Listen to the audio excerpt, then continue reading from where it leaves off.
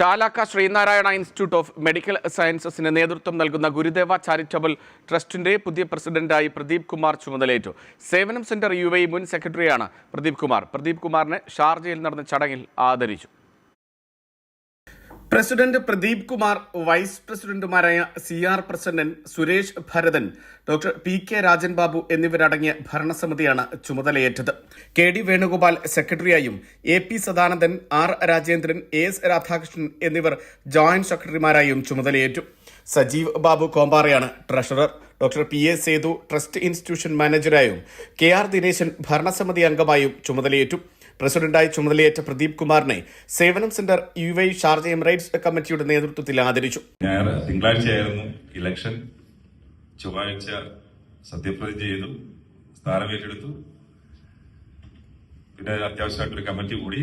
Next day വീട്ടിൽ പോയി. ഇന്നലെ തിരിച്ചെത്തി ഇവിടെ വീണ്ടും ഇവിടെയുള്ള കർമ്മപദങ്ങളിലേക്ക് വീണ്ടും ഇറങ്ങിയിരിക്കുകയാണ്. അതിലൊരു ഭാഗമാണ് സേവനവും. അതാണ് ഏറ്റവും ഇമ്പോർട്ടന്റ്. ഇന്നത് 150 സ്റ്റുഡൻസ് എവരി ഇയർ MBBS സ്റ്റുഡൻസിന്റെ കംപ്ലീറ്റ് നീറ്റിൽ കൂടെ തന്നെ നമ്മളെടുത്ത് ഒരു ഡൊണേഷനും ഇല്ലാതെ തന്നെ കുട്ടികളെ പഠിപ്പിക്കുന്നു. ഡൊണേഷൻ ഇപ്പോൾ കേരളത്തിലെങ്ങും തന്നെ ഇല്ല.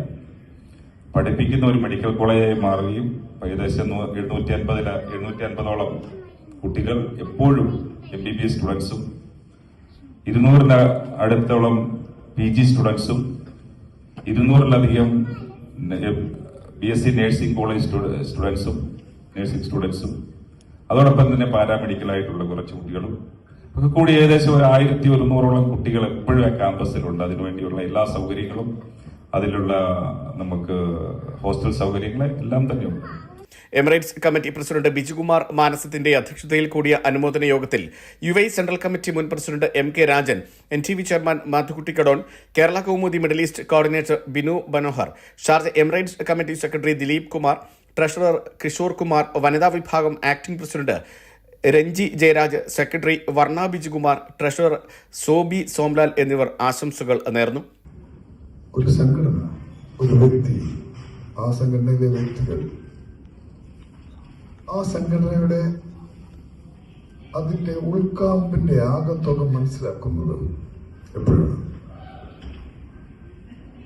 ആ സംഘടനയിലെ ഒരു മെമ്പർക്ക് ഔദ്യോഗികമായി വ്യക്തിപരമായി ഒരു ഔദ്യോഗികത്തിലേക്ക് എത്തുമ്പോൾ അതിനെ എങ്ങനെ ആ സംഘടനയിലെ വ്യക്തികൾ കാണുന്നു എന്നുള്ളത് കണ്ടുകൊണ്ട് തന്നെയാണ്. ഇപ്പൊ ഇത്ര വലിയ പദവികൾ നമ്മൾ വഹിക്കുമ്പോഴും ആ എളിമത്വത്തിന്റെ ചിന്തയിൽ നിന്ന് ഒരിക്കലും പ്രതിഭട്ടൻ മാറുന്നില്ല എന്ന് പറയുന്നത് വലിയൊരു ക്വാളിറ്റിയായി ഞാൻ കാണുകയാണ്. NTV Sharjah.